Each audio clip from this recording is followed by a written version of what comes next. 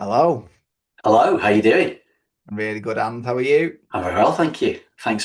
Thanks for having me. Oh, thank you for joining me. It's I'm really looking forward to this conversation. So, welcome again to Unlocking Human Potential with me, Andy Hosgood, and I'm delighted to be joined by Andrew Stirrup today. So, for those of you who are unaware of Andrew, then you're in for a treat. So today's guest is somebody who understands people better than most leaders understand their inbox. Andrew Stirrup is a leading leadership consultant, behavioural specialist, and one of those rare humans who talk psychology, emotional intelligence, performance without making it sound like a TED talk gone wrong. Andrew is the founder of AJ Stirrup, his own practice focused on helping leaders build self-awareness, emotional intelligence, behavioural clarity, because it turns out leading humans is easier when you understand how humans work. Andrew works with leaders and organizations who want more than surface level engagement. They want cultures where people actually think, feel, and perform better. He calls it the culture factor. It's about developing the right behaviors, mindsets, and values for your business to succeed. Andrew is a certified practitioner and trainer in disc flow using behavioral insights, not to label people, but to help them communicate better and lead smarter. He doesn't work with leadership teams, boards, and business owners to help them shape the workplace cultures to drive performance. He also works with other coaches and consultants to help them grow their businesses. What I love about Andrew is this: he's practical, grounded, and deeply human. No buzzwords for the sake of it, no leadership theatre, just smart thinking, real experience, and genuine curiosity about what helps people thrive at work and beyond. Today, we're going to explore how Andrew optimizes himself, how he unlocks potential in others, and the advice he believes every leader needs to know right now. So, if you care about emotional intelligence as much as strategy and leading like a human, not a job title, then this one is for you. Nice So, one. let's get Thank, going. thank you very much. No, What an thank you. introduction. Well, I think was one of the things that connected for me when we first met is what Yeah, connected us the most. We talked around emotional intelligence, and I think that was it. That was us kind of for about 2 hours, just going deep yeah. diving into that. So, for me, when thinking about this podcast, you know, it was like, oh gosh, this would be a fantastic conversation. The conversations we've had. So, it was one of those that's we have to get this Well, done. So and it grows arms and legs in all sorts of directions, right? So a let's. hundred percent, 100%. So, I think that, the recording of the conversations that we certainly have, I think is going to be really helpful for listeners out there. So just before we get started, as always, I ask our guests something that they're curious about right now. So where does that land? Oof. Well, I've got a fairly curious mind, right? Brilliant. And I actually think it's something that's really, really important. And I guess we'll probably touch on it later. But I'm quite I enjoy the news. Okay, so as much as I think that you've got to be careful with the diet that you give yourself, yeah, Yeah. I've always had an interest in current affairs and this sort of stuff. So I've had a yeah, I'm not massively active on X, for example, but I do now probably use X as one of my biggest forms of news, I guess. I know you've got to be very careful about how you process that and Yeah. how you sort of look at it from an educated point of view, I suppose. But I saw something this morning which really sort of piqued my curiosity because I think it's something that is in everybody's minds, certainly in a lot of parents' minds. Yeah. And I'm also relating to a conversation that I had with my son actually when I was on holiday. I've been skiing and we were away a couple of weeks ago in Austria. And he was talking to me about this, obviously this talking about legislation around minors not being able to use social media. And he was really in favour of it. And I was quite surprised by that. He's 20. So I was thinking, well, all right. So we had a bit of a chat about it. And he was saying how detrimental he feels it's been to his generation, if you like, Mm. his peer group. And he was saying how they just can't do anything without picking up a phone every 2 minutes and all this sort of stuff. So I saw something on X this morning from the head teacher in London, who you may have heard of. Catherine Birbal Singh, and she basically is a head of a very exciting, quite a prominent school, because it sort of bucks the trend of a lot of other things in education down in I think it's in Brent or Wembley, somewhere like that. And she's basically just commented on some research that's been done around the impact of social on kids, basically Right. on their cognitive power and their ability to perform and everything. And it's like way further reaching than just being like, just a habit, so to speak. But my interest in it is absolutely just because of that habit, right? Because everything that we deal with when we're Yeah. talking to clients, and we're talking to people individually about their own performance or collective performance, it's all to do with habit. But she was actually saying that in her school, no tech allowed, pretty much. It's like, Right. Okay. it's pen and paper, and Yeah.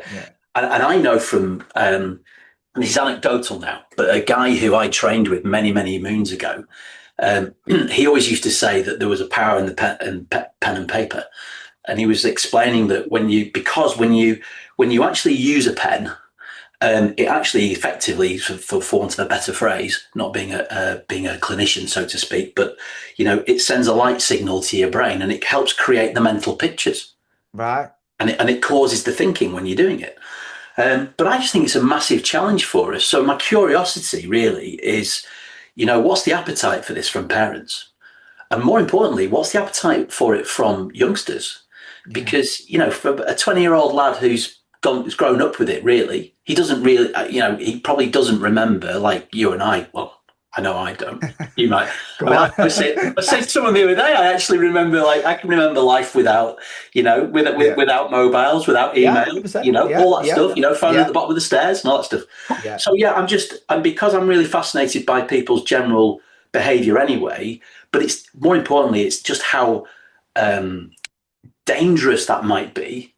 Because think about what this means for the workplace as this generation comes through. Now, I Yeah. know I'm not talking about anything here that no one's already started to mention a little bit, but I think Yeah. it's going to be even stronger and more powerful, because it's actually not just affecting their attention, it's actually to do with their ability to learn, and their IQ levels are lower and all this stuff. I just think it's fascinating. Yeah, and it's certainly something to be massively aware of, isn't it? Because, like you've Mm. said, if 20-year-olds are starting to recognize that, and the generation coming up, my daughter's 13, and it is a functional part of being a teenager to make sure that your snap streaks are up to date, or that people communicate by messages on TikTok.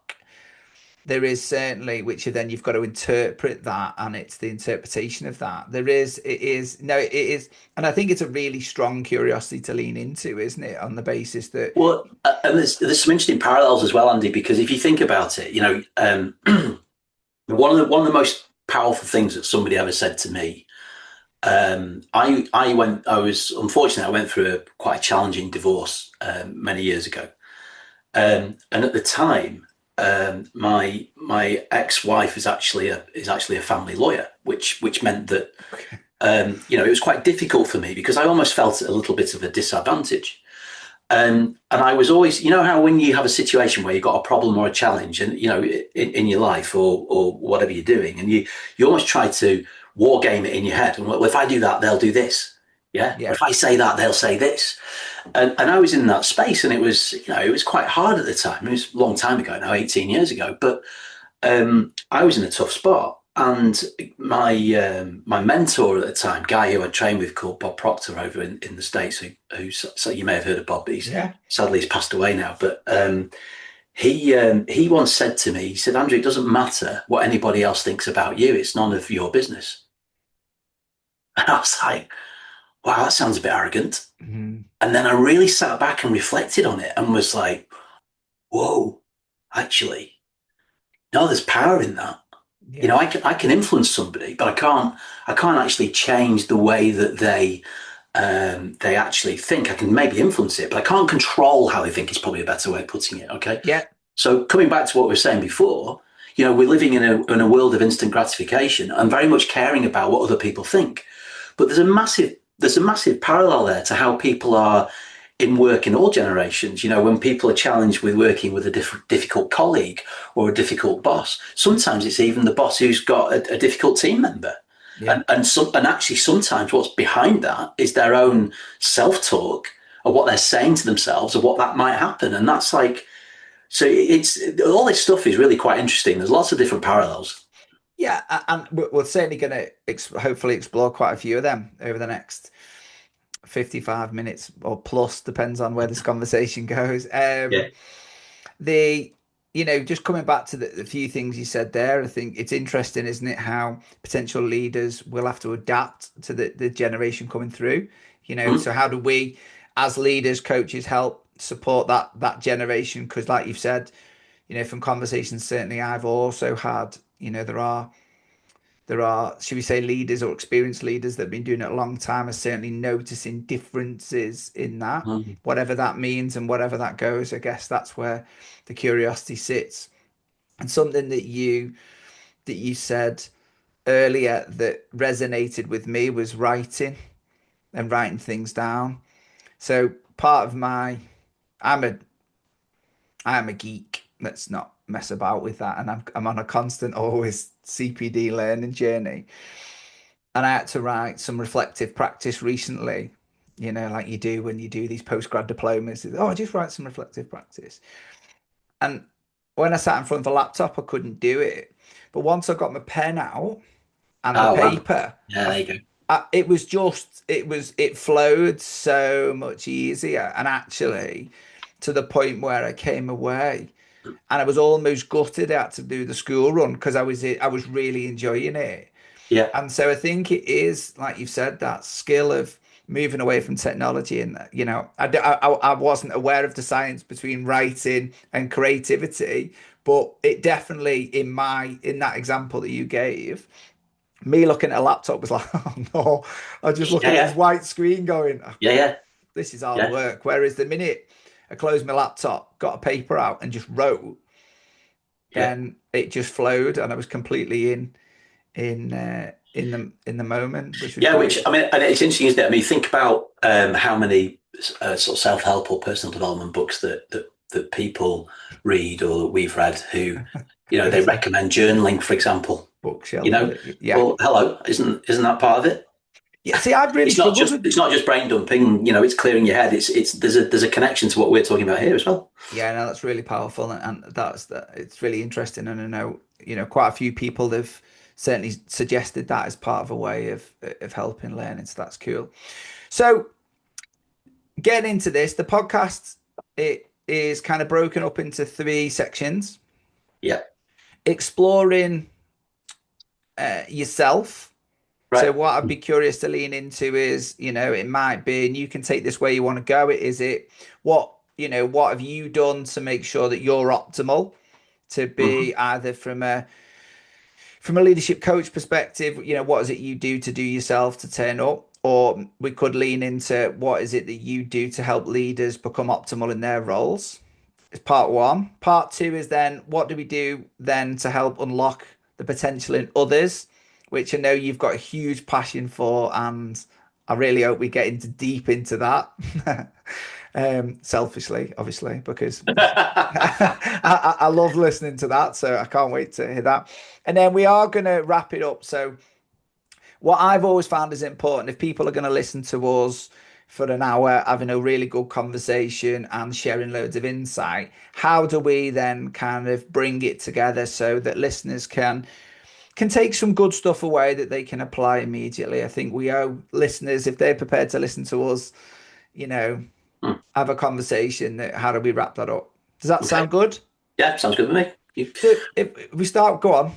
Where do you want to start? I'm just going to start there. If we start with you, if I said, how do you unlock yourself, or how do we make ourselves optimal as leaders? What kind of comes to your head? What? Well, I mean, there's so many different things that we could touch Yeah. on, right? So we could talk about. I mean, one for me right now is sleep. Okay. Okay, interestingly, so I'm somebody who I've always described myself in recent times as being a light sleeper. Okay. Yeah.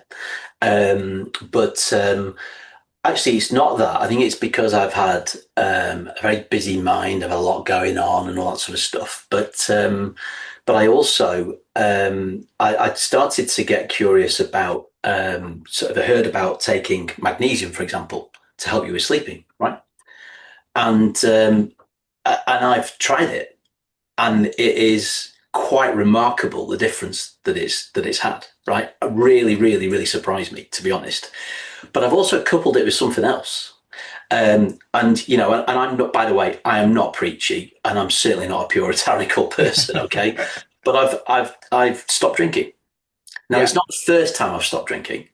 Okay, I've done it before. I've done dry January before, and quite a few years ago, I didn't drink for about 9 or 10 months. But the combination of those two things is quite remarkable. But what I found really interesting is that because I wear a smartwatch, Yeah. it's telling me the nature of my sleep now, and I'm having way more deep sleep and way more REM. So I'm waking up more refreshed.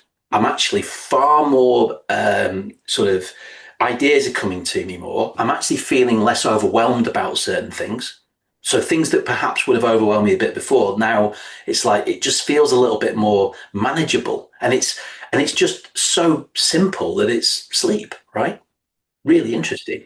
And I love this topic to start off on because and I'm smiling. So for those that just listening, because I'm a sleep geek. So like you say, track my sleep. I looked at what different. So again, like you, magnesium was something that I started in encouraging. Even how often, what time before I went to bed, what difference it made. So if I did it Yeah, 30 minutes before, what was the yeah. impact on my sleep compared to 60 minutes? And I found like if I take it 60 minutes, actually my sleep was better than I took it 30. Right. Yeah. Well, I take two tablets. It's called magnesium glycinate, I think it's called, Yeah. and we may not be allowed to plug the name of the brand, but it's I No, think you it's are. Nutri Geeks, and it's a very specific type of magnesium. Yeah. And I was taking two tablets all in one go just before I went to bed. Right. And now I've spaced it out. So about an hour before I take one, and then I take the other one just before I go to sleep. And And and it's and so it's and it's remarkable the difference. and I think it's important, isn't it? Because it is such a there is in a lot of, like you've said, in leadership, and I think it's fair to say that there has been a kind of stigma to say that, sayings like you sleep when you're dead, or, I don't need sleep, I can work off 4 hours, all of this, and it's almost like a badge of honor to say, I don't need to Yeah, sleep to yeah, run the business. yeah, yeah, And yeah. actually, one of the things that you're identifying is you're more productive. You feel almost your coping strategies for challenge is better and more productive, Yeah, and it's one of the most basic needs of humans absolutely. Yeah, that, yeah, yeah. And another reason why I've found it interesting is that unfortunately, my father's not been very well in the last 12 months. And as I know, and mm, there's been sort of this certain aspect of it where we've been looking at dementia and these sorts of things. And it's just caused me to do more research. And then I've thought about my own health and the impact of actually, if you don't have a lot of sleep on a regular basis when you're younger, it actually has a big impact further down the line when you're older, right? yeah, So it's like, okay, so taking care of myself more right now is a real focus. I think if I was to simplify it, I would say that there are three things, and it sounds almost too simple. All right, I was at a seminar in near Phoenix in Arizona many years ago, and I was listening to this guy speaking, and he said something, and it just caused me to just sit back and reflect on what he shared, and I was like, actually, you know what? It is actually that simple if you were to chunk it up. And first of all, and this applies to an individual or it applies to a group of people or a team. Okay, you've got to have a clear goal. First of all, yeah, you need to take action. Is the second one, and then you've got to be persistent. And if you do all those three things, now, granted, there's a hell of a lot in each one of those three things, right?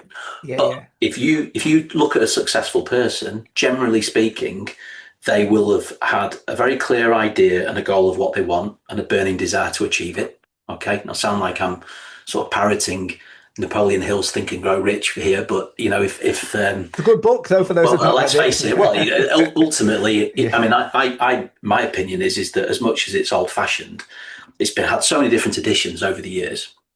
Um, but I've always think you've got to go back to the original, okay, and yeah, just remember the context of when it was written, because yeah, because obviously it's nearly 100 years ago now. But the point being is that when you think about the premise of that book and you read all of the self help books, they all kind of point back to that. It's yeah, so much of what Hill was talking about was in there, okay, and he talks about burning desire, and you've got to really, but it's got to float your boat, and it's got to be something that's on purpose, and I think that's something that for me recently, I've actually been challenging my trying to sort of almost reconnect with my own purpose yeah, um, in order to bring that to life again for me, because I kind of was probably losing a little bit of the mojo a wee bit, and then I think the importance of going back and checking that you're stretching yourself and that you have got goals, and it's also not wrong to want to grow and to want other people to grow.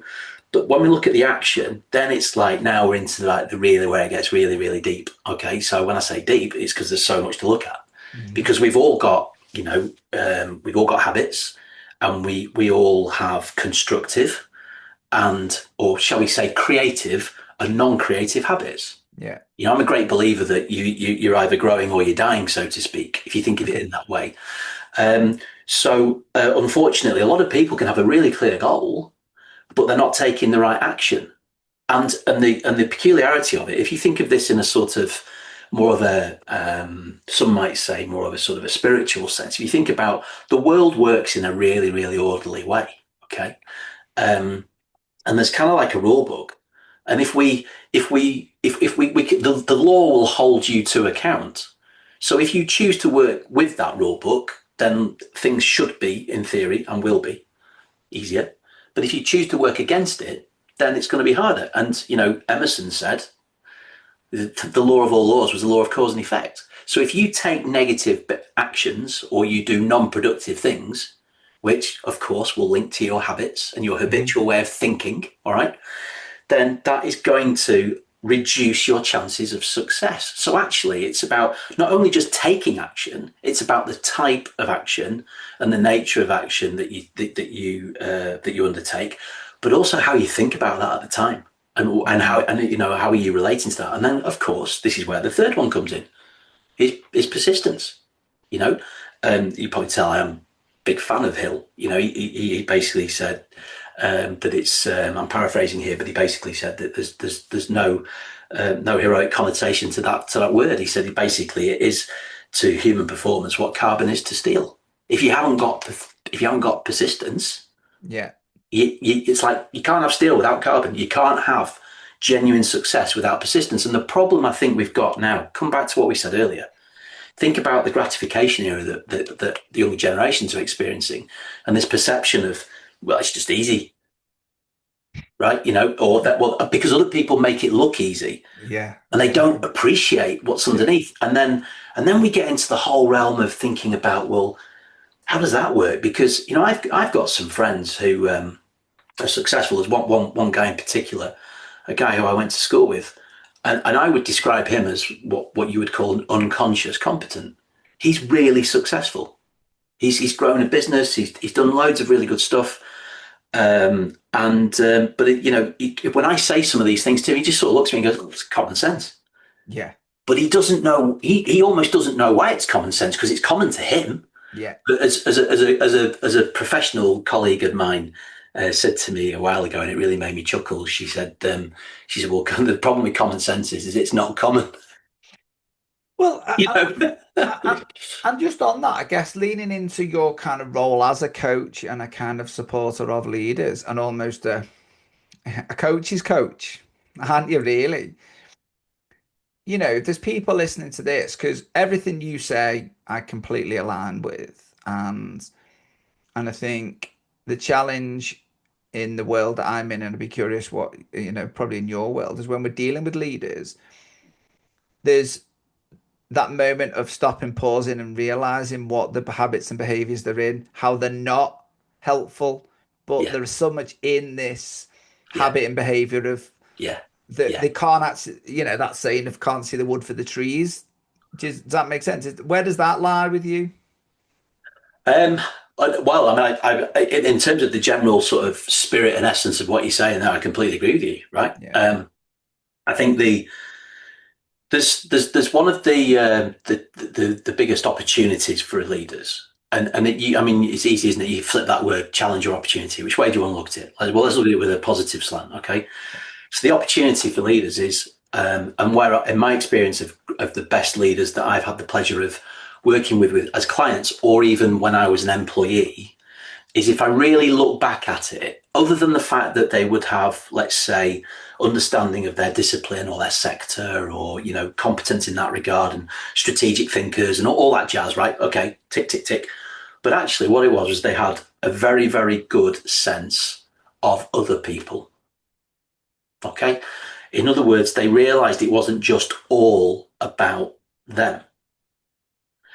And actually that's quite challenging because, and this is where emotional intelligence comes in, right? So when we think about, you mentioned the disc flow reports that I use, and disc is a concept which basically, for people that are listening here, if they're not aware of it, there's four main personality types. Okay, so we've got dominance, influence, steadiness, and compliance.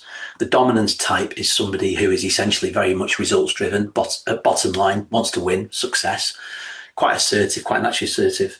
And they're motivated by being in charge. They want to be in control. Okay. So they're therefore afraid of losing control.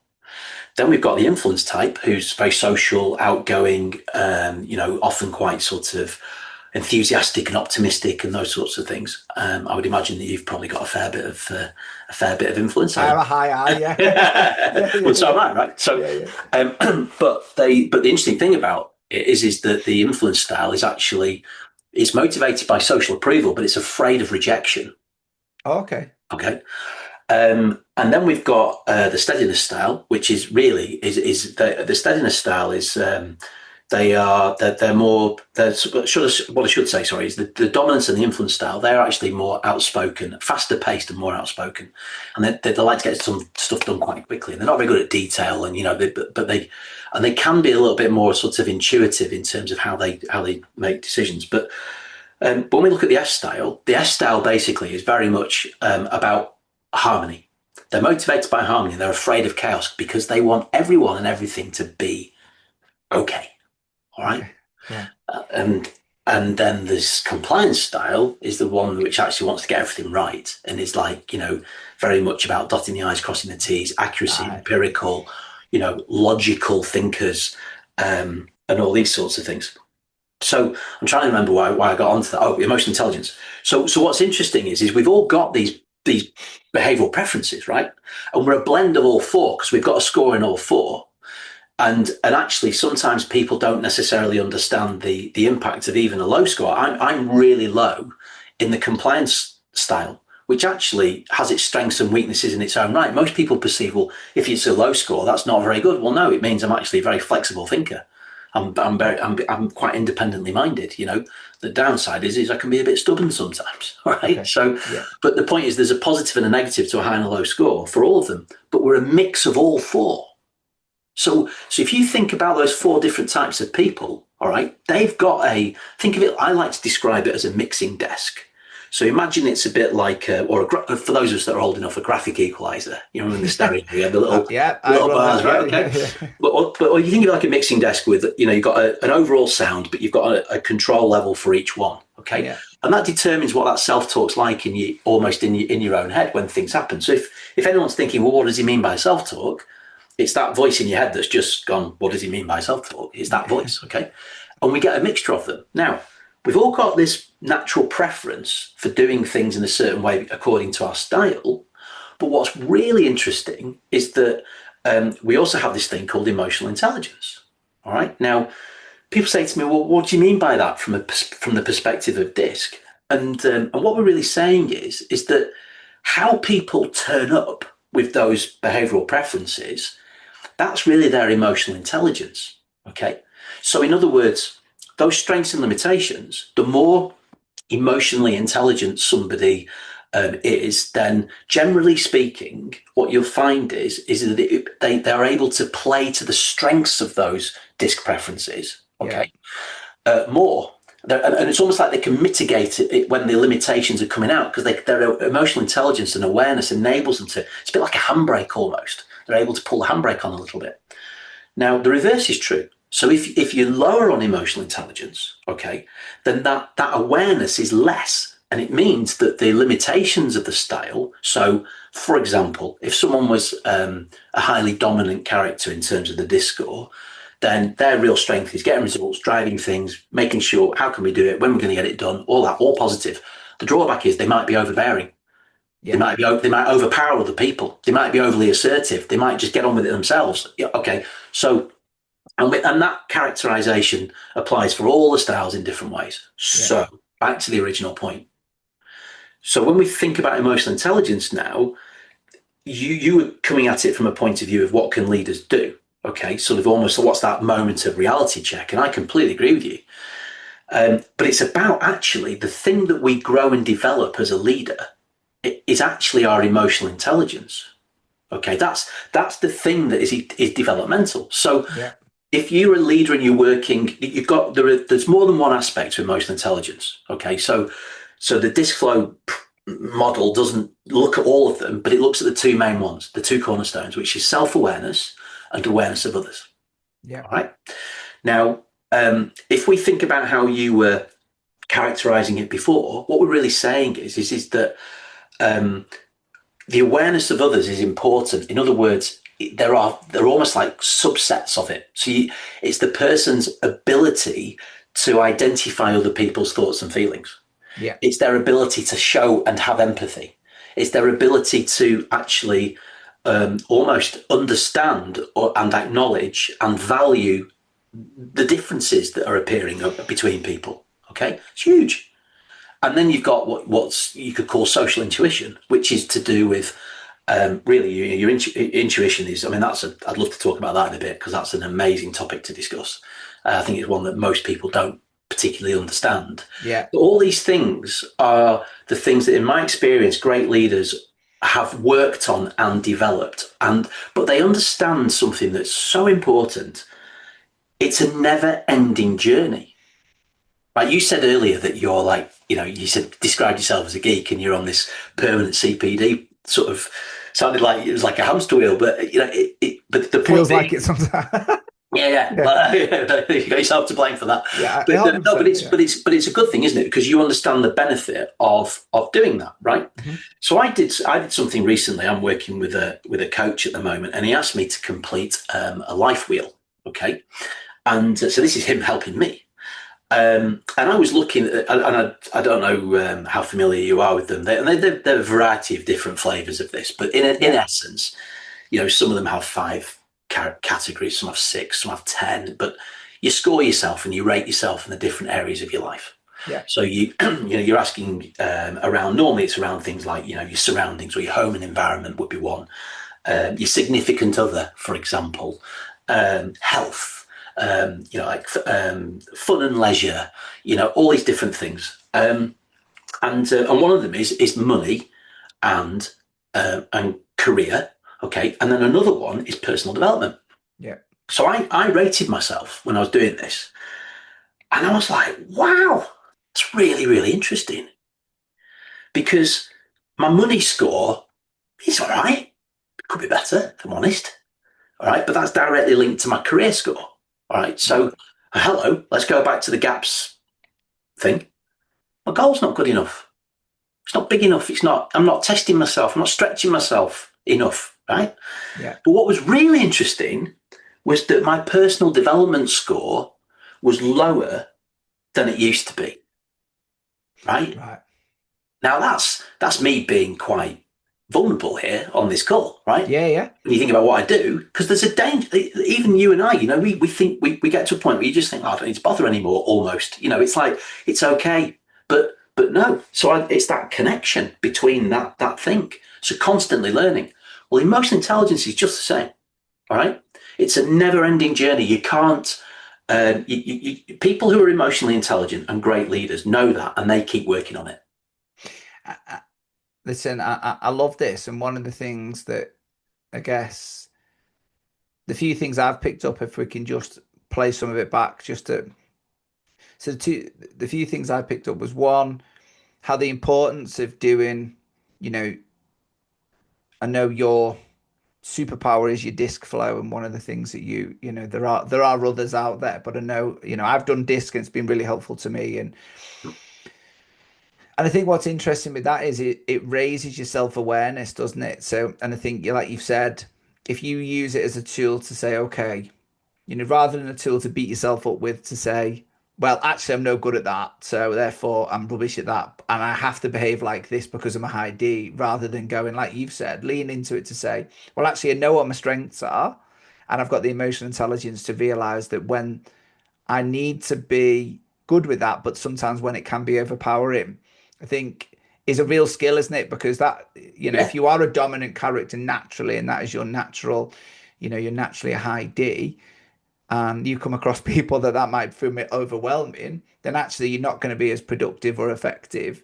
But so learning when to kind of almost dial it down a level or not can be really effective. Is Well, that fair? sometimes, and you know what's really interesting? Sometimes it's not about dialing it down. Right. It's actually just about how it's positioned or Okay. how it's said, or listening more and then asking the pertinent question, which is just as powerful, right? It can be Yeah. all sorts of different things. Yeah. But you know, I mean, self-awareness is an interesting sort of thing to think about because, I mean, as I said earlier, right, this gets arms and legs and goes all over the place when we think Yeah. about psychology of performance.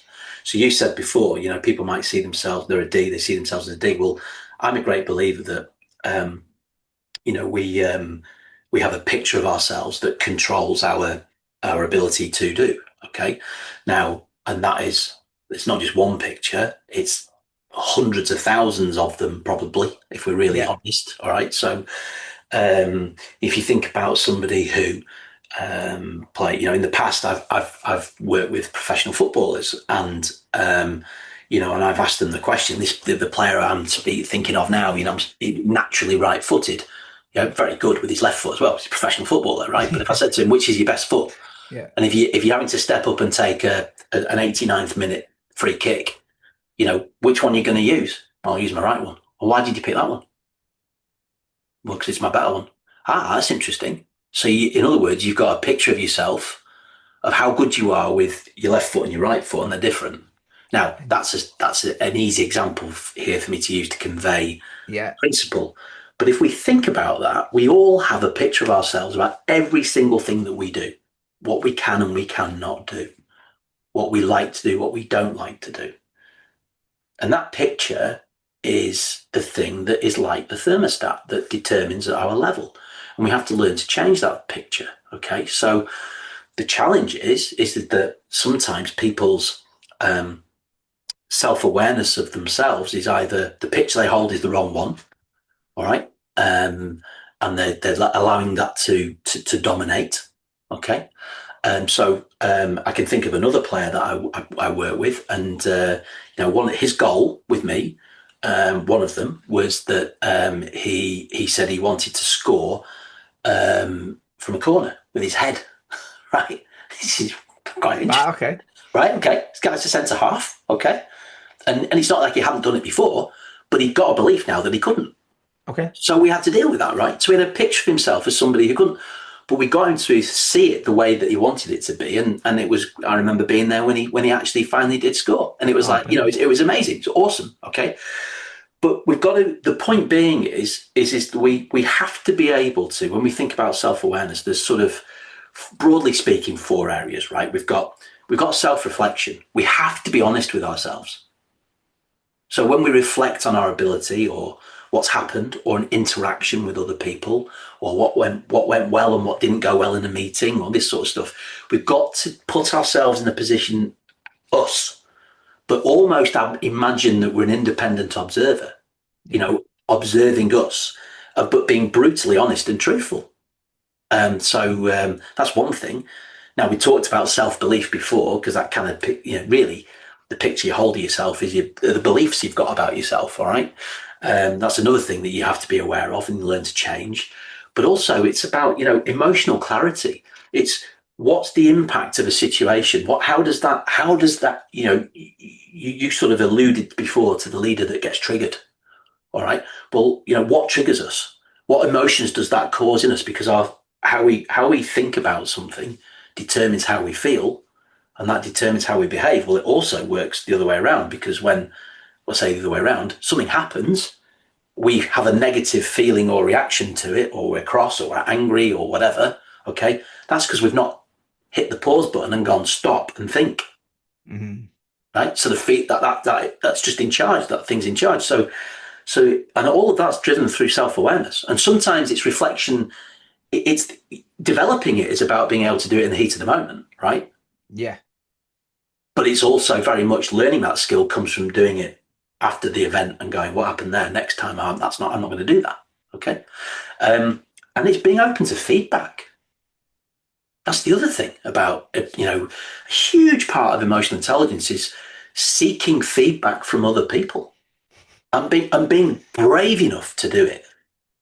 Yeah, there's two things. If we could just lean into that, and then I'd love to kind of explore how we use this to help unlock others as well, if from a leadership perspective. So there's two things. One, feedback. It again made me smile because it's, and you said that being brave enough to do it, and I think that is, if you, it's how we see feedback, isn't it? And I think a lot of us can, and I'll talk from a personal perspective, sometimes we take that as we've done something wrong and someone's telling us off or something. Whereas actually, if we can find the positive intention from feedback, as in, okay, so it's naive to think we know everything, we get everything right, and we behave optimally all the time. So if somebody can shine some light on something that we could do better, that is, but they say it with love and compassion, and it's going to be helpful for us move it across. Even if someone doesn't say with love and compassion, but we can go, actually, there might be something helpful in that I can do something about. Yeah. And we see it as a positive. I've actually had that conversation today, which is why I was smiling, because I thought the fact that you brought it up in the way you brought it up was good. So if there's anything else on that, that would be, Well, I think just as a little, whilst yeah, because of what you've just said there, just to sort of to expand on it a little bit and go back to what I was saying before. So I'm not saying that this is like a boilerplate rule that I'm giving you now, that this applies to everybody. Okay, and we're all at different stages in our journey. We're all different people. We've all got different life experiences. And that's something that's really, really, really important. This is, it's kind of think of like an iceberg. It's what's going on under the surface. We've got all sorts of different things that influence our personality and who we are, and one thing and another. But you think about what you just said there. Go back to what I was saying about the different disc styles. So if you find that somebody gets tricked, let's imagine that scenario that you shared. The person who's more dominant, if they were receiving feedback that was unwelcome, or no, let me rephrase that, was honest yeah, and truthful, let's call it that, truthful and honest, then in some cases, with some people of the high dominance side, they would feel like that was them losing control. mhm, Okay, back to this what I said earlier. All right, really interesting. So imagine if it was someone who's the high I. What did we say about them? They're about social approval and rejection. Well, for them, they're thinking, oh no, they don't like me. I feel rejected. And I need to feel liked to feel almost in inverted commas important. Yeah. If you've not got a lot of I, by the way, it sounds a bit weird, but people are oxygen to people with the I style. yeah, It's they without people contact, they feel like they're being starved or something. And then the S style, they might be thinking, oh, I just got that feedback and oof, have I offended them? right, Okay. okay, Right. yeah, What have I done wrong? All right. When it's just honest feedback. yeah, Okay. And then the C style, who's motivated to get it right and is afraid of getting it wrong, they could get the feedback and they take it as like criticism. You don't trust me. yeah, Yeah. So this is where But if you're more emotionally intelligent, or as you develop the emotional intelligence, and you have an understanding of, well, that's kind of like my program and how I operate, and it's okay for someone of my style to be like that, but I need to manage that. Yeah. And it's about creating that awareness. Yeah, because the other point I was going to bring, and so I'm glad you've kind of gone down that tangent, was the fact of the negative self-talk that Mm-hmm. people, so being self-aware is great and having that self-reflection. For some, um, and again, it's an experience-led thing, and I guess I'd love to explore your thoughts on it, is going, for some, that self-reflection can actually really spark their inner critic, can't it? Yeah. So I'm just curious, where does, so, and I want to explore how people could improve their emotional intelligence as well. But I guess with that, then let's say somebody listening to this realizes that going, actually, I'm a really good self-reflector, but actually when I self-reflect, Doesn't help. that internal voice actually goes, woohoo, you've just put fuel in my fire, you're getting it now. Yeah, yeah. So what could people be potentially? Where does that land with you? What could people be doing with that? Well, I sort of, I have again, I've got loads of thoughts on this, but there's one Yeah, little concept which I think might be useful for people that are listening that they awesome. might find helpful. So I call it your imagi memory. Okay. Okay. Yeah. So we've got these creative faculties at play, which are our ability to almost challenge what we think. All right. So we've got reasoning is our ability to think. All right. But then we've also got our imagination and our memory, and we've got our will, which is our ability to focus on things and all that sort of stuff. And we've also got our intuition, which we can develop. But the long and short of it is our imagination and our memory have a very, very interesting relationship. Okay.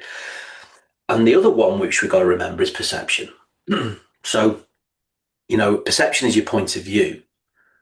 And depending upon how you choose to look at something, that is the thing that is determining how you're thinking about it. So we have to learn to be almost more critical thinking, but not criticizing ourselves, trying to look at things independent of circumstances when we're unpicking it, and just being okay with where we are for now. It might not be what we want, but it is what it is almost. Yeah. But how do we want it to be? So then, what does this really mean? So we think about perception. I say to people normally, right? Okay, if something happens, this is a little golden rule. Okay, it's not perfect, but it's bloody helpful. Okay, and that is if you've got a situation you don't like, or you're not, or something's not gone how you want it to go, say this to yourself: what's the opposite of that? Simple as that. Okay, because everything's got a natural opposite. And if you go, what's the opposite of that? And then ask yourself, but if I was to do that and focus on that and commit to that, would that make a difference, or would I get a different outcome? You'll probably find 80% plus of the time you're going to get a positive answer to that question to yourself. All Yeah. right. And then what you got to do is go, well, what are my habits that are stopping me from doing it? Yeah. And changing and then thinking about it and so on. Now then, that's one aspect. However, if I said to you, and I suspect that you'll probably know this instinctively, but you are you more likely, or is a person more likely to remember a positive, like a good experience, a good memory, or a negative experience, a negative memory? Which one would you be more? Which one do you think is more powerful? I can give an example. When I was trying to reflect back on stuff, I couldn't remember any of the things I'd done well. I could remember very, very Okay, vividly and clearly all the things I perfect. All didn't right. So do the well. point. Yeah, All right, brilliant. So now, having said that, if I asked you, well, think of a time where you've had a really, really positive experience and a positive memory, I could do it. you'll get one, right? You'll find one, all right? It might not come as quickly, but you will. Yeah. And if you unpick it, the probability is that it will be that positive memory will be emotionally charged. It will have been a big deal, Oh yeah. like passing your driving test, or getting your degree, or I don't know, getting married, or something big, right? Because there's a lot of emotion attached to it. Okay. Now, what's interesting is that the negative emotions, the negative memories also have a lot of emotion attached to them, but Yeah. it's inherently negatively charged, right? So what happens is, unfortunately, sometimes we have an experience, or we go, oh, here we go, it's happening again, Yeah. because that's how it was before. But we're listening to a memory which was in the past, Yeah. right? And a bit like the hourglass with the sand pouring through it. It's the sand in the bottom's what's gone before. You can't do anything about it. You've just got to live life at the neck, and you don't know how much sand you've got above you. Okay, so Yeah. so we think of it like that now. Now combine that with your imagination. Okay, so what do I mean by that? Well, back to good old Mr. Napoleon Hill again, right? He said your imagination is the most marvelous, miraculous, and inconceivably powerful force that the world's ever known, right? Because everything in your room right now, even how you've set out your bookshelf and your microphone and all that stuff, right, is through the use of your own imagination. Yeah. Okay. So now our imagination, we can use it to we can use it for good juju or bad juju. Yeah. Because if we use it in the wrong way, and here's what's interesting, if we get the negative memory and then we use our imagination in a negative way with that memory, we're bringing the two together and it's not good. Because then we're starting to live this self-fulfilling prophecy, but we're enabling our imagination to make it even more powerful. Yeah. And we're emotionalizing it more. So actually, what we've got to be able to do is to learn, is ask ourselves, well, hang on a minute, why am I thinking like that? What is it that causes me to, what's happened to me before that was like that? Well, hang on, well, what did I learn? And what was the opposite of that? And then there's a way for you to sort of, to almost to triangulate this a little bit. And here's a massive one. And so many people share this, Andy. It's common sense, but comes back to what I said earlier, actually, in many respects, about what, other people, doesn't matter what other people say about me, it's none of my business. But not challenging the information that comes in from outside, from other people, what they say. Oh, and just taking it in as gospel. So if someone There you says go. something to you, Absolutely. okay. You're 100%. I'll give you an example. I tell this all the time. I wasn't particularly great at science and maths at school, okay? It wasn't my natural bent, if I'm honest. But did I, with the benefit of hindsight now, looking back, did I underperform? Yeah, I did. All right, I did. And here's one of the main reasons. Because I can remember sitting at the dinner table with my parents and my brother, and I remember my brother talking about being challenged by similar things, and I remember my dad saying to my brother, "Don't worry about it. Stirrups have never been any good at science." And I went inside. I went, "Get in. There's my Commission. get out of jail free card." Yeah. That Right? that yeah. Check out, Andrew. You're all right now, right? Yeah. I know. So, but it wasn't true. It genuinely wasn't true. But I chose to that his false belief, because it was. To be fair, I love him to bits, love him dearly, but it was a false belief, really, that he was inputting on me. But I just let it in. I didn't challenge it in my head. And I was young, right? But Yeah. you see the point. 100% the point. And I think from that thing, your dad's done it with love, so your brother didn't feel bad about himself. But actually, the consequence of that is, like you've said, it give you get out of jail free card and went, right, I don't have to bother in science because we're crap at science. Yeah, and I think of this. Imagine this in the workplace, right?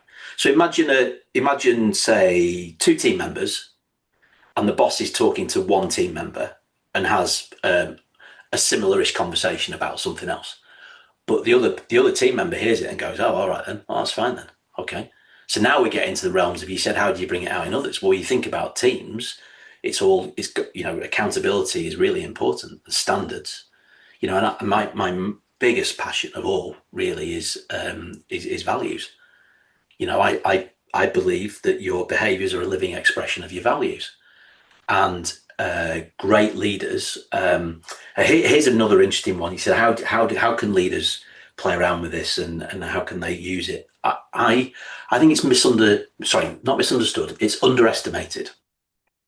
And those that are more aware, when you say it to them, go, yeah, that makes perfect sense. So at a personal level, where do our values sit? What are they there for? Okay. And the truth is that I've come to realize that your values are the things that you turn to when you've run out of all the other answers. It's almost like, I don't know what to do. So what is it that informs you? Well, it's your values.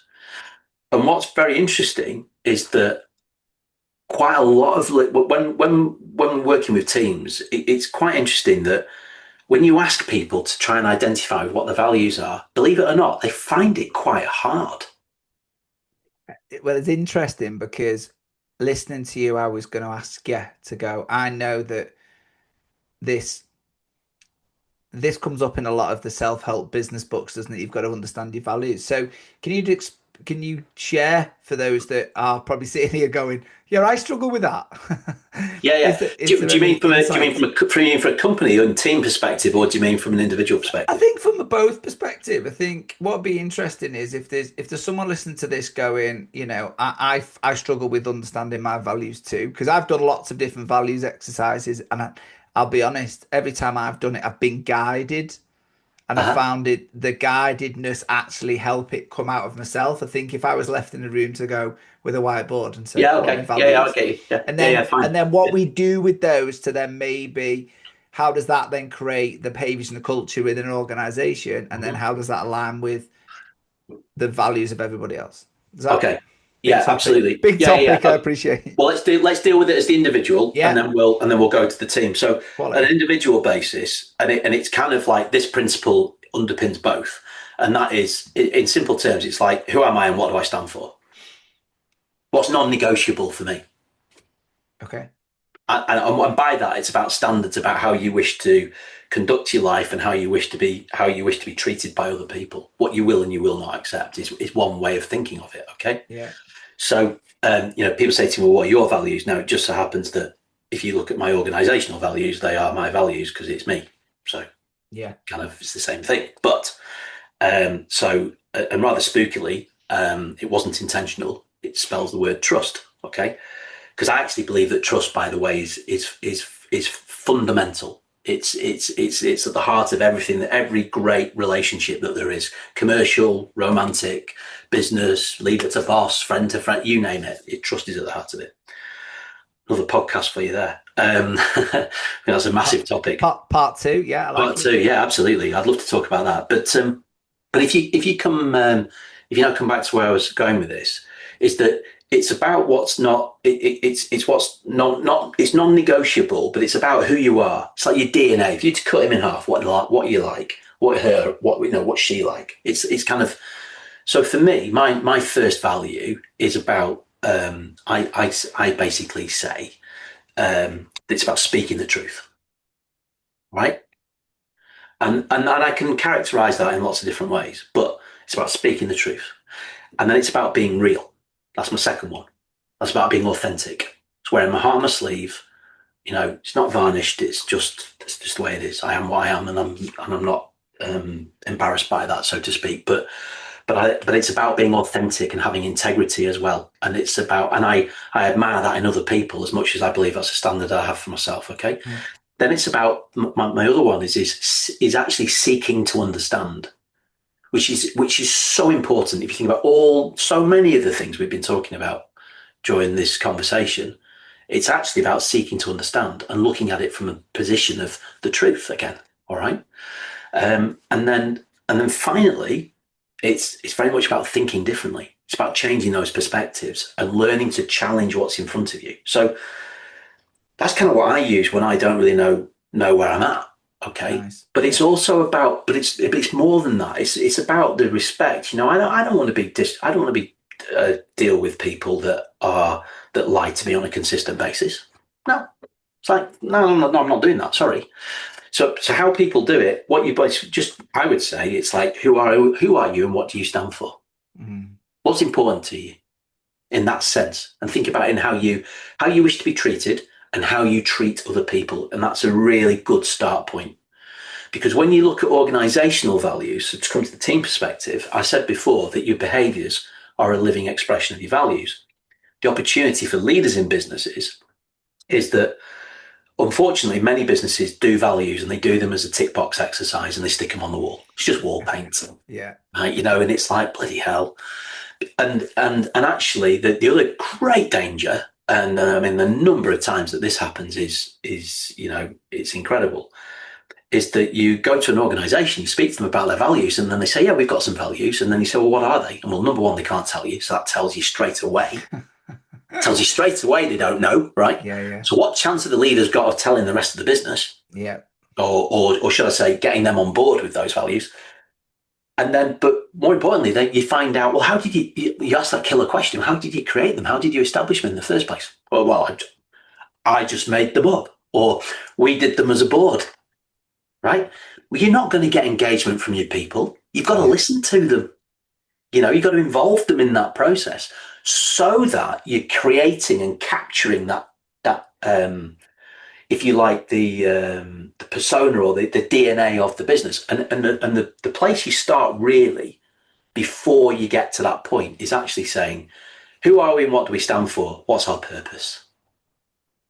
And then if you identify what the purpose is, you say, well, how do we need to show up on a daily basis and what's important to us? And the really, really important thing is that it's the best place to start, Andy, is it's an external perspective, not an internal one. So what I mean by that is think of it from your customer's perspective yeah, and look at it from that point of view first.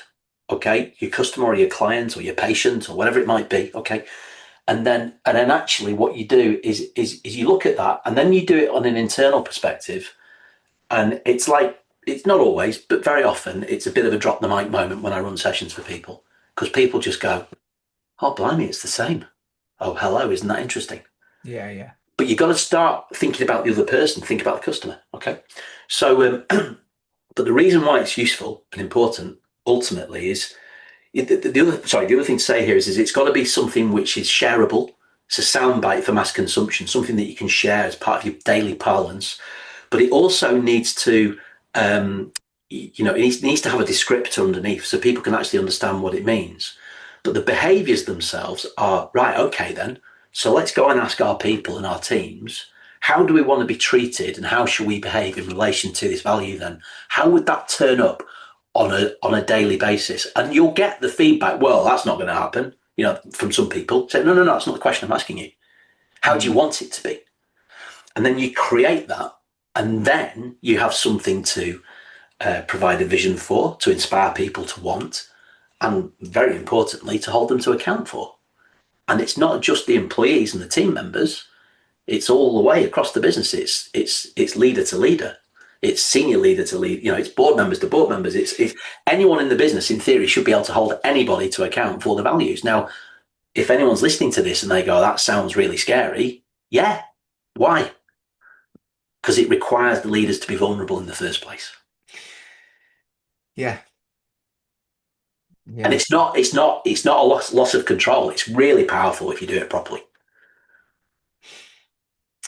And I think no, I'm 100% on board. And I guess what I would love from listeners on this, it would be, if there is where this has resonated, it'd be curious the feedback where they've landed with it, because I'm sure there's some real examples of people listening to this going, "Oh, we've tried them exercises," or that's not landed well and stuff. Because I think, like, one of the things is, and what made me smile, and you actually, when we one of the talking points that we had down was talked about values versus live values. And it is that, isn't it? It's that, sometimes I've been aware of businesses that have said, what is the values that we think people want us to have? And what Yeah, we're going to do is we're going to yeah, put them on the wall. But yeah, actually, when you look at the internal behaviors of the organization, they're not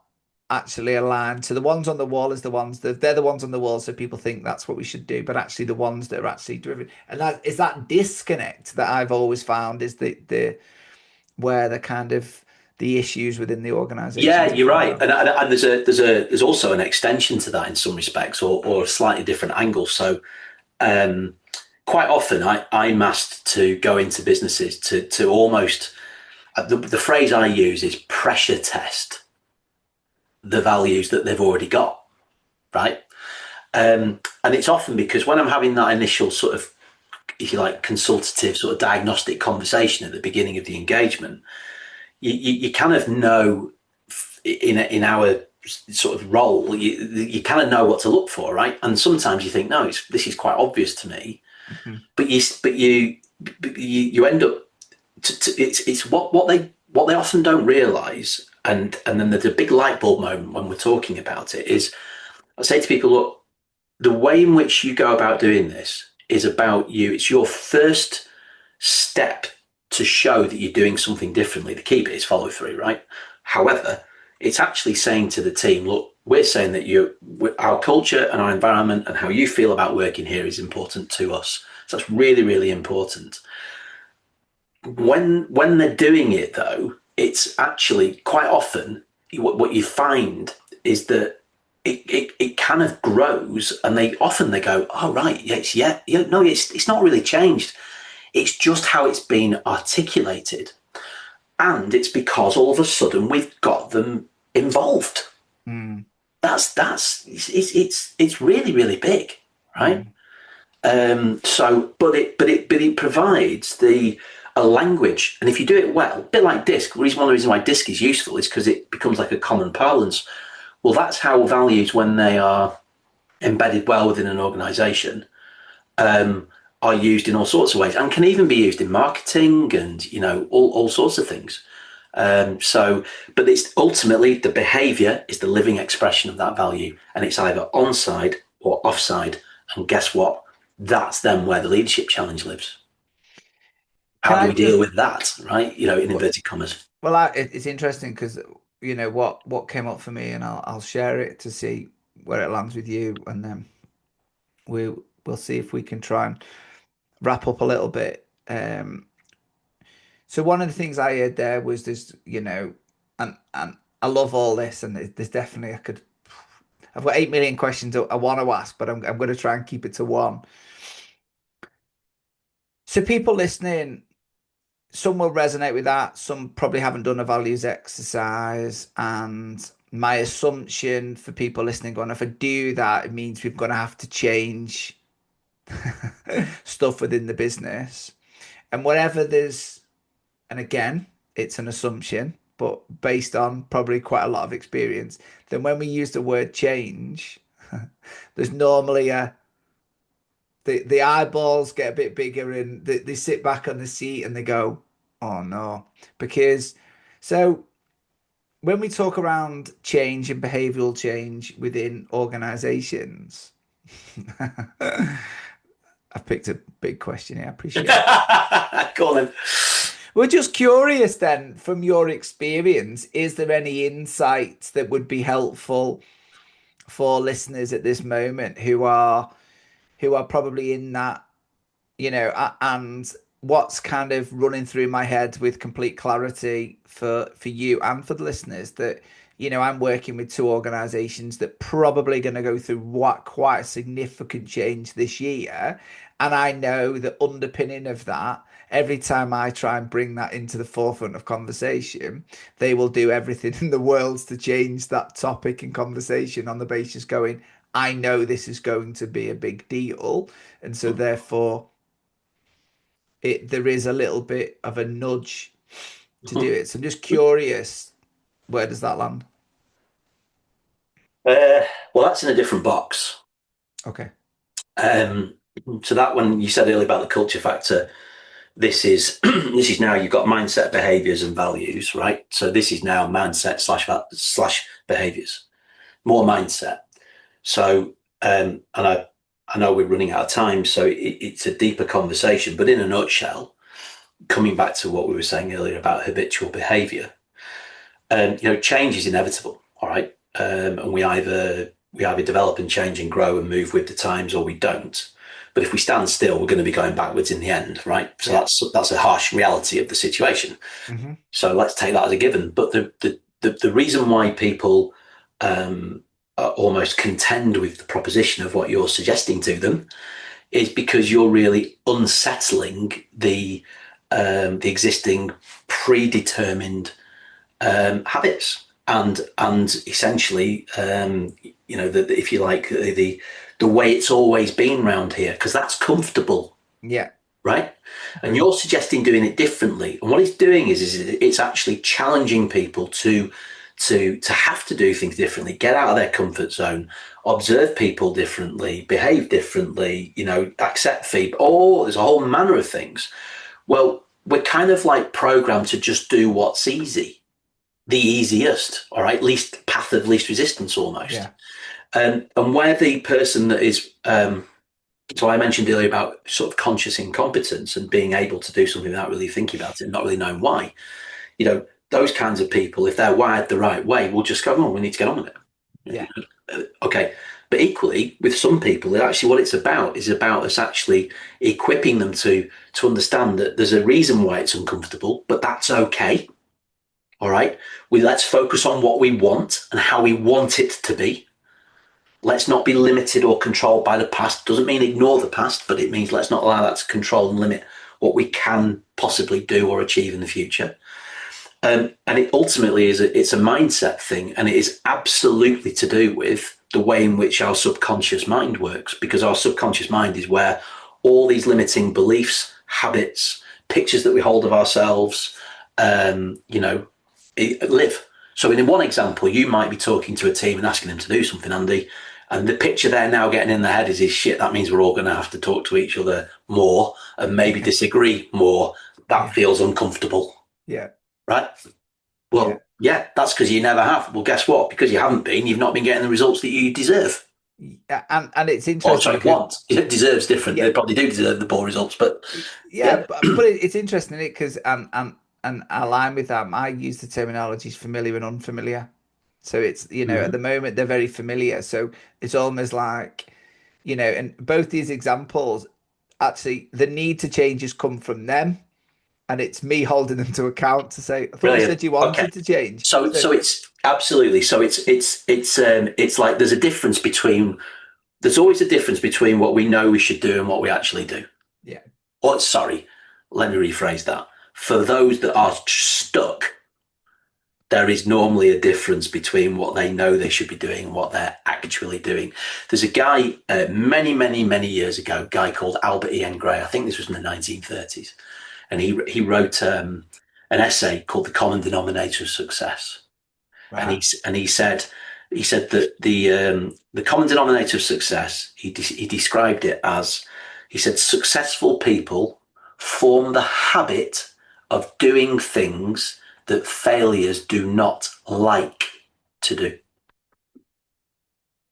Successful people form the habit of doing things that failures do not like to do. In other words, the people who don't get on allow the pre-existing easy life, comfy life, let's sit on my mobile phone and do that all day and not go and make sales calls or whatever it might be, right? That's easier, so that's what we will. Yeah, well, that's because you're forming the habit of doing the thing that the failure wants to do there, right? Is just muck about. Whereas the person who's successful goes, no, that's not a productive habit. I need to change that habit. Yeah. Even though I don't want to do it, I recognize I have to do it to succeed. And it's interesting that for me, what's coming up from that is the saying of, I will do that despite of.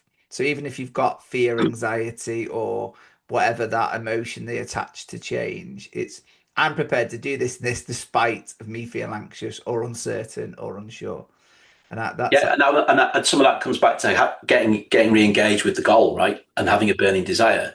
And I mean, ultimately, what you're dealing with here is when you think about team performance. So if anyone's listening who is maybe a solopreneur, or if someone's got a team of people, the principle is the same, and here's why. Because a team, if you define it in strictest sense, is two or more people working together towards a collective goal, right? Yeah. But a team is made up of the individuals. So you've got this individual baggage, if you like, if you're one person, which are all the things that get in your way. Okay. And we've all got that for ourselves within the team. But what's really interesting and again, we mentioned this earlier about letting other beliefs in and all this sort of stuff, is that we actually end up with groupthink and we end up with group habit. But you can only influence group think and group habit by changing. You have to know how it's formed in the first place. All right. And it's to do with the fact that it's all to do with how your conscious mind and your subconscious mind works. All right. Your subconscious mind can't reject. If you tell yourself you can or you can't do something, it'll believe it. Yeah. So it's a very powerful concept, but it can't reject. So we've got to be really careful what we say to ourselves and what we say to each other, because it'll take it. And that's the bit that causes us to behave the way we do without thinking, right? That's a powerful concept. But what's even more powerful is it can't tell the difference between what is real or imagined. So it must accept, and it can't tell the difference between what's real or imagined.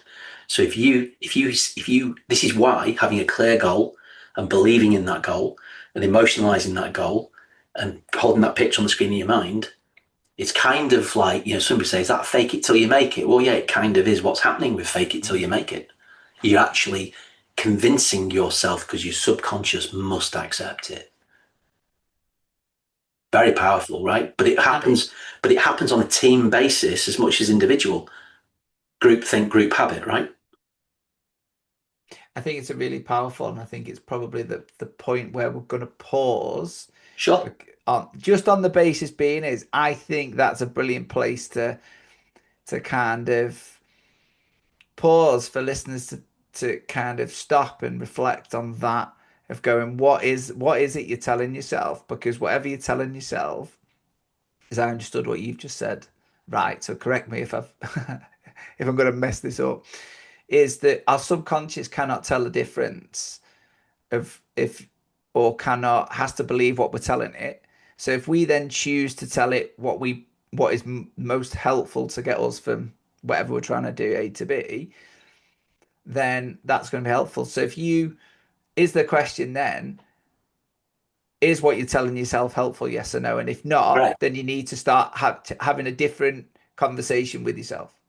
Correct. Because yes, and very importantly and critically, okay, it works. It's totally deductive. It must accept, and in other words, if you tell yourself all the reasons why you can't or why it all went wrong before and believing it's still going to go wrong, it will just. That's why it's a self-fulfilling prophecy. It's like the great quote from Henry Ford, right? If you think you can, you think you can't, you probably will be right. Yeah, I That's what think it that. means. No, I love that. I love that. So just to start wrapping up, Mm-hmm. um, again, I could talk all day about this, and I would love a part two. Is there any topics that we haven't really covered that you feel would be helpful to the listeners? Uh, well, I don't know. I'm probably a bit like you, Andy. Once Once we I get just going, we get yeah, going. it just comes out, right. I've not really got any. I didn't bring any agenda to the call, so to speak. No, that's I good. think if I'm thinking about it's kind of a little bit of the last bit is so important. But if I try and go back to some of the things we talked about earlier, I think there's three sort of little tips that I would give people, Awesome. which are really, really simple. They're really basic. Okay. There's nothing like sort of particularly like sort of rocket science about this. But it's incredibly powerful. And the first one is, well, before I begin, the three things apply to you for yourself. Yeah. Okay. But also thinking about other people and your interactions with other people as well and observing other people. Okay. So what what I always say to people is that there's a real power in think about everything we said about emotional intelligence and self-reflection and all that stuff, right? And review and the importance of that. Have that in the back of your mind, but ask yourself this, right? When you speak to people, here's the first point, first tip. When you're talking to people, are you genuinely listening to what they are saying to you?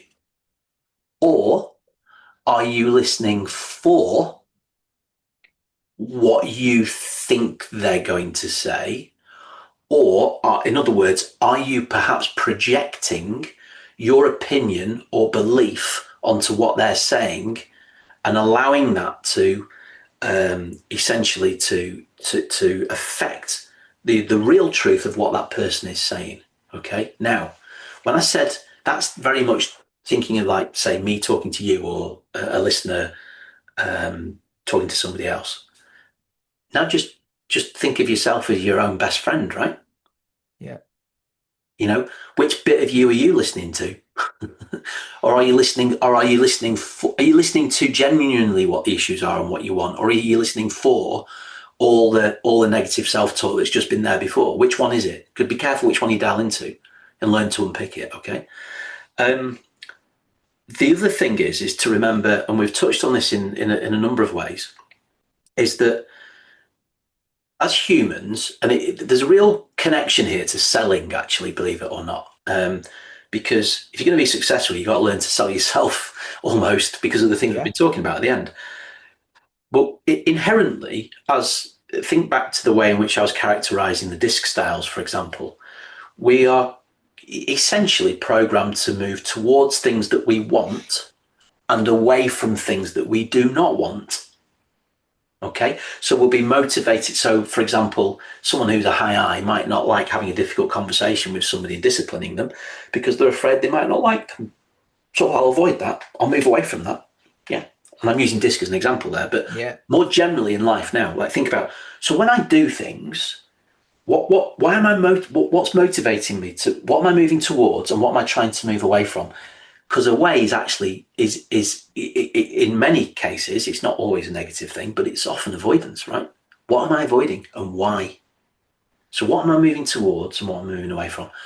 And actually, if you're not moving towards anything, ask yourself, what's your bloody goals? Yeah. Yeah. Now, if you've got a clear goal, but you're not getting there, are you taking the right actions to move towards it? Yeah. So towards or away, I think of it like that. And then inside all of this is where we started, interestingly, at the very beginning of the call. And you've used this word quite a few times, is daring to be curious, right? You, it's so important to dare to be curious about where you're at, what's possible, what's the other person saying, asking supplementary questions to really get underneath it. But interestingly, it's also about being brave enough to be curious, because often leaders don't do that, and they think they understand or they think they know, but they're not actually daring to be curious enough, and by doing so they get more back from their people. And it sounds really basic, but it's incredibly powerful because you'll find out so much more. No, I love that, and listen, I think that is. I think there's three amazing advice there. What would one principle that you wish every leader understood? Hmm. Principle. What do you mean by principle? What when you're what? Just so we're making sure we're getting the Yeah, definition of I guess. principle right. Oh gosh, you can take that way you want. I guess it's just Okay. one thing that it could be. I'll take principle out. One thing that you wish every leader understood. Right. Um, I think it comes back to a couple of things we've been talking about. When something happens, it's them being able to ask themselves, is this where does this moment, um, either what's happening in front of me or how I'm reacting to this thing, um, where does that live? Is that driven from my habits or is it my values? Nice. Yeah. Yeah. and and then see what answer you get back, and then dare to be curious with yourself as to, well, why is that? Why do I feel that way? What's that about? What if I was to, and then you can start doing the stuff I was saying earlier about, Yeah. well, what if I did the opposite and da, da, da, da, da, da, da. No, I love that. So one of the, I mean, this whole, I don't know what even time we're on now. We've surpassed that hour. My beeper went off a while ago, but it's been insight rich, this conversation. What actions would you encourage listeners to begin with? Because some people might go, flipping heck, there's a lot. Some might be familiar with this, some unfamiliar. Um, Early listeners, we've already know that we've gone global woo, woo, with this. Very So, good. Nice. um, so there's people all over the world listening. I guess the insights. So people are going to be from all different backgrounds.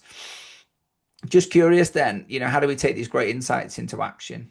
What would be your points to that? uh, right. Well, I think this is where you in because we have covered a lot of ground and we've We kind of have. gone in lots of different directions. I guess we knew that was going to happen. We did. Bring it I back, love it. Yeah. bring it back to the gaps principle, right? Just start with, first of all, am I clear on what I want? Okay, and then ask yourself, um, challenge yourself whether how much limitation you've put on that as well, on that goal, on what you think, because very often people just haven't got anything that's got enough stretch in it. It's kind of like if you said to me, I drive a Volvo, for example, and someone said, "Well, what car do you want?" Well, another Volvo. You already know how to get a Volvo. Like, why don't you want a Porsche? Well, actually, I don't like Porsches, but never mind. But I could. You see the point I'm Yeah. Do. making? We Yeah. just Yeah. Yeah. it's so goal. Have you got a clear goal? Okay, and then look at action. And then if you haven't, get one, and make sure it means something to you, and that it floats your boat and energizes you when you think about it. If you do have one, then examine your behaviors. Okay, and ask yourself, what am I currently doing? And get a piece of paper, write down, put a line down the middle, and write down on one side all the things that you currently. Well, actually, no. There's a step before this. Write everything out and say this is what I'm currently doing. Okay, and then take another piece of paper and put a line down the middle, and then reread what you've just written and put it in two columns. Which one is taking me towards my goal, or and is productive? Which statements that I've written and which ones aren't? Love that. And then you put the ones that aren't on the left, and then do something about them, right? Yeah. Okay. Stop, and it's kind of like stop, start, continue. Yeah. It's like, what do I need to stop doing? What should I Yeah. start doing, and what should I continue doing? Apply that logic to those things. Okay. So that's the action bit, and then persistence is for people that you've got to keep the goal at the forefront of your mind to keep you engaged. All right. And remember, and this is so important, and there'll be hundreds of different self-help books that tell you this and personal development books, but it's so true. You don't have to know how. You've just got to take the next step. The answer will unfold for you. All right. So, and the persistence bit is just about just don't give up. Just keep going. Keep going. And good days follow bad days. Yeah. Nice. Where can people find you, follow you, check you out? They can go to my website, which is www.ajstirrup.com, or alternatively, they can look me up on LinkedIn. I will be sort of developing some other stuff throughout this year, hopefully doing some similar things to you, and getting some stuff out online more than I have done before. Awesome. So as and when, I'll do my best to publicise that. But yeah, in simple terms, that's probably the most straightforward way.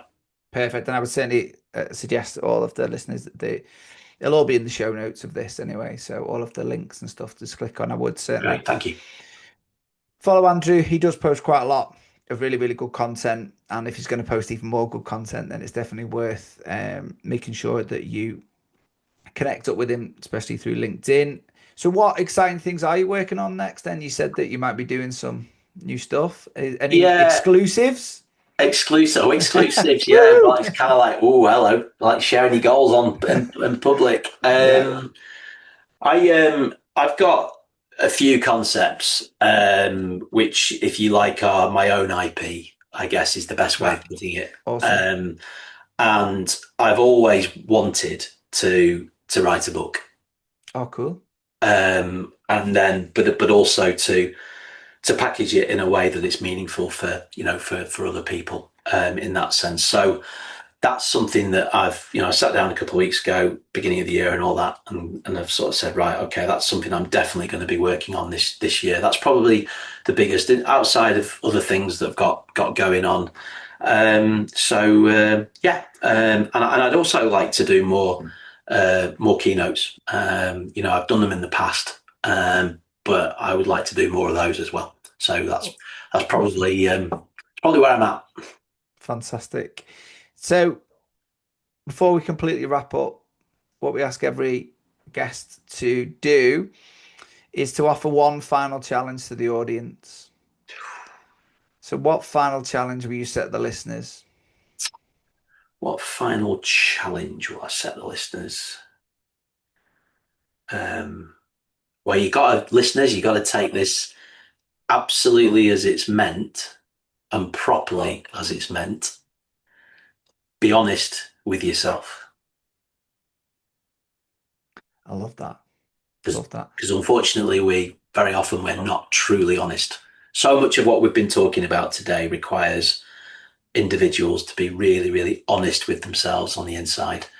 And one of the best ways to do it is to stand in your bathroom, no one else around, look yourself in the eye in the mirror, and then go, can I be like that? Or have I done that? Or whatever. And if you find yourself sort of rationalizing it back to yourself and you're not being really honest, then you will probably be rationalizing, i.e., rationing lies to yourself.